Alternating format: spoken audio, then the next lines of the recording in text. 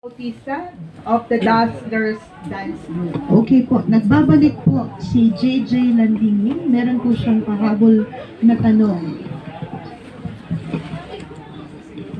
Magandang umaga po ulit. Kay Sir Jordan po.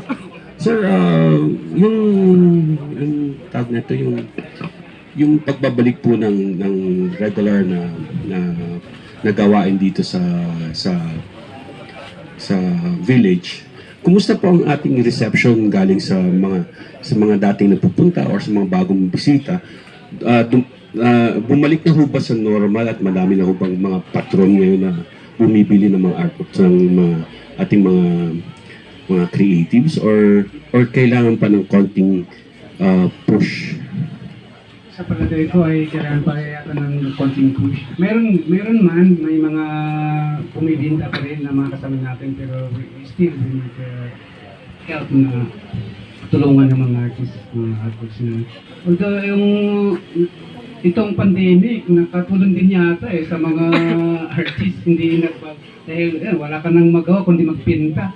And then through internet na yung selling mo, so okay pa rin ang nangyari kahit nagka-pandemic ng ating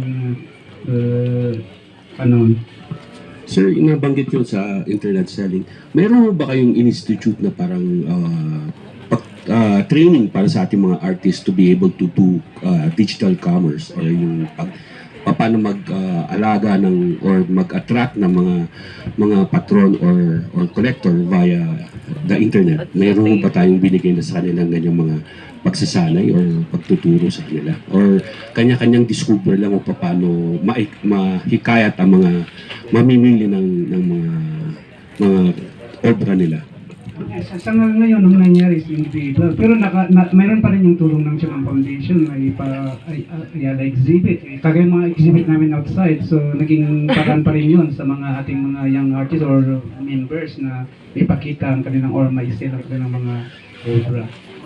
So, okay pa rin ang kahit pa paano.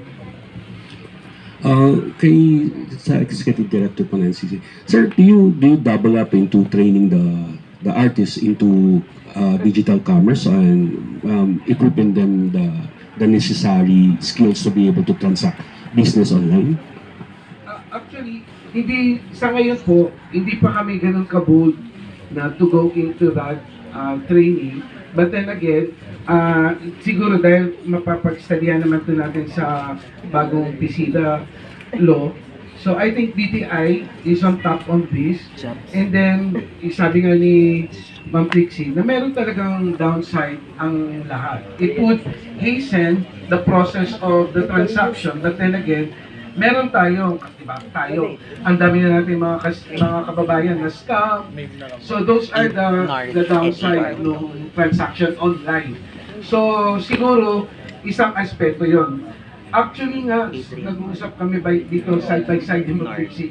Kinikwento ko sa kanya na yung mga galleries now are open and then nagkakaroon na nga even kasi ang NCC, isang sa mga regulatory function ng NCCA is lalong-lalo na bringing out of ating mga artworks ng mga visual artists natin, they have to go through kasi hindi talaga makakalabas lahat ng mga visual paintings natin or arts sa labas ng country without due papers. And those permits come from NCCA. No? So, sa ngayon, kinikwento ko kay Ma'am Trixie, Ma'am, dumadami na po ang humihingi ng mga permits. So, ibig sabihin, dumadami na po yung mga bumibili ng mga artworks natin palabas.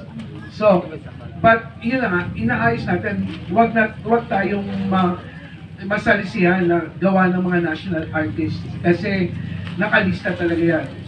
Those are important cultural properties of our country na hindi dapat mailabas basta-basta. So, yun po, dumadami na. So, but then yung sinasabi yung transactions, siguro studyhan pa po natin yun.